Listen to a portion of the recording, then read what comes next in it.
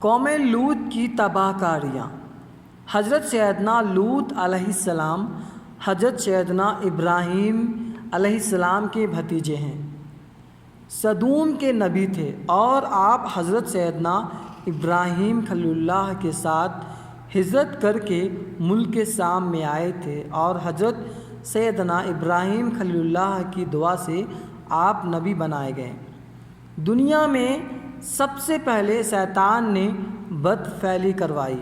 وہ حضرت سیدنا لوط علیہ السلام کی قوم میں امراض بغیر داڑھی مونچھ کا نوجوان لڑکا حسین یعنی کہ خوبصورت لڑکے کی شکل میں آیا اور ان لوگوں کو اپنی طرف مائل کیا، یہاں تک کہ گندا کام کروانے میں کامیاب ہو گیا، اور اس کو ایسا چسکا لگا کہ اس برے کام کے عادی ہو گئے، اور نوبت یہاں تک پہنچی کہ عورت کو چھوڑ کر مردوں سے اپنی خواہش پوری کرنے لگا۔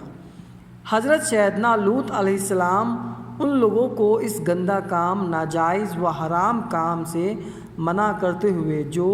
بیان فرمایا، اس کو پارہ 8 سورہ عرافہ آیت نمبر 80 اور 81 میں ان الفاظ میں ذکر کیا گیا کہ بے حیائی کرتے ہو جو تم سے پہلے جہاں میں کسی نے نہ کی،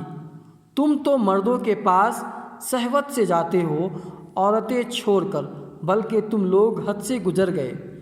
حضرت سیدنا لوط علیہ السلام نے دنیا و آخرت کی بھلائی پر بیان سنایا، لیکن انہیں کوئی فرق نہ پڑا، الٹا قوم نے بے بک جواب دیا۔ پارہ 8 سورۃ العرافہ آیت 82 میں ان الفاظوں کے ساتھ بیان کیا گیا ہے، اور اس کی قوم کا کچھ جواب نہ تھا مگر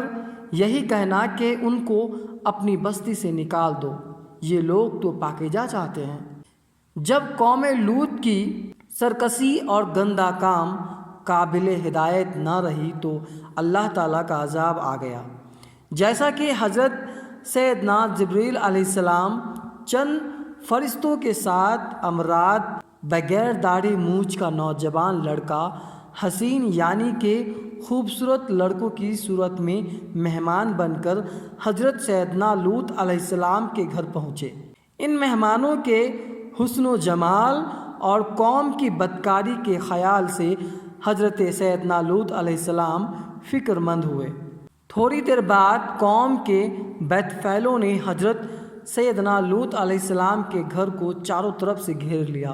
اور ان مہمانوں کے ساتھ بد فعلی کے برے ارادے سے دیوار پر چڑھنے لگے۔ حضرت لوط علیہ السلام ان کو بہت ہی پیار سے سمجھایا،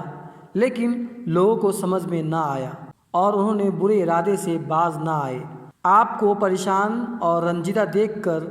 حضرت سیدنا جبرائیل علیہ السلام نے کہا کہ یا نبی، آپ غمگین نہ ہوں، ہم فرشتے ہیں اور ان بدکاروں اور برے کام کرنے والوں پر اللہ کا عذاب لے کر اترے ہیں۔ آپ مومن اور اپنے گھر کے سب لوگوں کو ساتھ لے کر صبح ہونے سے پہلے اس بستی سے دور نکل جائیں، اور خبردار کوئی شخص پیچھے مڑ کر نہ دیکھے بستی کی طرف، ورنہ وہ بھی اس عذاب میں گرفتار ہو جائے گا۔ جیسا کہ حضرت لوط علیہ السلام اپنے گھر والوں مومن کو ساتھ لے کر بستی سے باہر تشریف لے گئے، پھر حضرت سیدنا جبرائیل علیہ السلام اس شہر کے 5 بستیوں کو اپنے پیروں پر اٹھا کر آسمان کی طرف بلند ہوئے، اور کچھ اوپر جا کر ان بستیوں کو زمین پر پلٹ دیا، پھر ان پر زور سے پتھر کی بارش ہوئی۔ قوم لوط کی لاش کے بھی پرچے اڑ گئے، یعنی کہ خاص اس وقت جب کہ یہ شہر الٹ پلٹ ہو رہا تھا۔ حضرت سیدنا لوط علیہ السلام کی ایک بیوی جس کا نام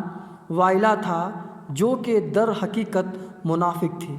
اور قوم کے بدکاروں سے محبت رکھتی تھی، اس نے پیچھے مڑ کر دیکھ لیا اور اس کے منہ سے نکلا، ہائے رے میری قوم، یہ کہہ کر کھڑی ہو گئی۔ پھر عذاب الہی کا ایک پتھر اس کے اوپر بھی گر پڑا اور وہ بھی ہلاک ہو گئی۔ سورۃ اعراف آیت نمبر 83 اور 84 میں اللہ پاک ارشاد فرماتے ہیں کہ بدکار قوم پر برسائے جانے والے ہر پتھر پر اس شخص کا نام لکھا تھا جو اس پتھر سے ہلاک ہوئے۔ پتھر نے پیچھا کیا۔ حضرت سیدنا لوط علیہ السلام کی قوم کا ایک تاجر اس وقت کاروباری طور پر مکہ شریف کی زیارت کو آیا تھا۔ اس کے نام کا پتھر وہیں پہنچ گیا، مگر فرشتے نے یہ کہہ کر روک لیا کہ یہ اللہ کا حرم ہے۔ چنانچہ وہ پتھر 40 دن تک حرم کے باہر زمین و آسمان کے درمیان لٹکا رہا۔ جیسے ہی وہ تاجر بزنس مین فارغ ہو کر مکہ سے نکل کر حرم سے باہر ہوا تو وہ پتھر اس پر گرا اور وہ وہیں ہلاک ہو گیا۔